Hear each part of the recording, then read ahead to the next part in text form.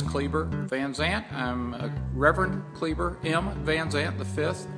I serve the First Unitarian Church in Alton, Illinois as its senior pastor.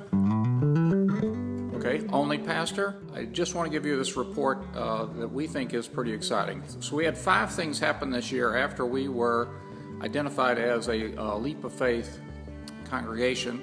Let me just go through them. A strategic plan, a birthday party, a capital campaign, an annual pledge drive, and some membership figures for you. So first, strategic plan. When we got home from the Leap of Faith gathering in Minneapolis last year, we worked harder to get our strategic plan into place. We did have a meeting in September that was a little bit contentious, but we came out of it with a pretty good document. It's an extensive document, mostly extensive because this is an older church, been here a long time, and we needed to address an awful lot of issues. First Unitarian Church of Alton was founded in 1836 by a cousin of Ralph Waldo Emerson. Dr. William Emerson was living here in Alton, Illinois, and his wife kept after him about starting a church because she had come from Massachusetts, where she loved her church in Massachusetts. She wanted to start one here. They asked William Greenleaf Eliot to come up the river from St. Louis. Now you can almost see St. Louis from right here. Then it took him 2 days to get up here to help found the church.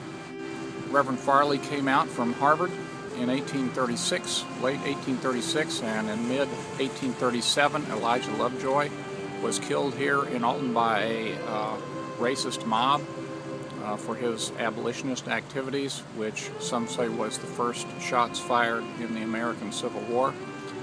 And the town went into decline, the whole area went into decline after that, and the church went underground and then has resprouted since. Third, capital campaign. We, in our strategic plan, identified some areas around the church that needed to be renovated, some pieces of the church that were not suiting our mission anymore. And so now we've gone through a year of working towards the capital campaign. The capital campaign is in full swing. We had a goal of about $300,000. We are at a little over $250,000. We are about to hire an architect as I speak, and we should begin the building renovations as well as building a new parking lot next to the church. We had a stewardship campaign this year as well, an annual pledge drive. We suspected that since we were doing a capital campaign this year that the annual pledge drive would take quite the hit. However, with our financial consultant leading the way, we were able to keep our budget flat for this year from last year, which is you wouldn't normally think of being flat as a success. However, in the year of a capital campaign, keeping everything going as per the plans is a good thing. It's a victory for us. Our membership and attendance has grown this year. Our membership that we reported last year was almost 130. This year we've had, in one 3-week period, we had 14 people sign the book. Over the year we've had, I think, 36 or 37 people sign the book and join the church.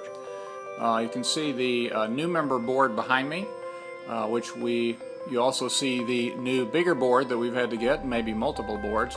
We also have a rack for our name tags. That's not big enough either. For the first time this year, we've broken through the 150 in attendance barrier. We went to 2 services 2 years ago, and this year our attendance at both services and in RE has climbed over 150 on average this calendar year 2012 for the first time, as far as anybody knows, in this church's history.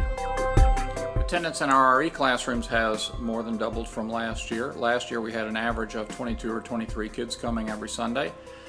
In the fall we had more like 44 or 45, I believe, was the average. And this year we've had many Sundays that were approaching 70 and over.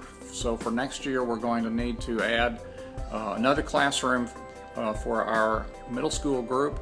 And we also have to add another classroom at the 9:30 hour. We've never had children's RE at 9:30 before during our early service.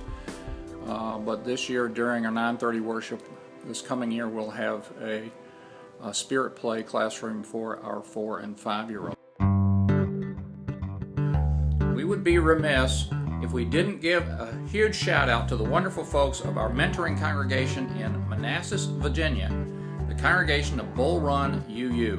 The people of Brew took a group of our leaders in last fall and showed them what had been going on at their church, how they did things, and we very much appreciate the burst of knowledge and energy that we received.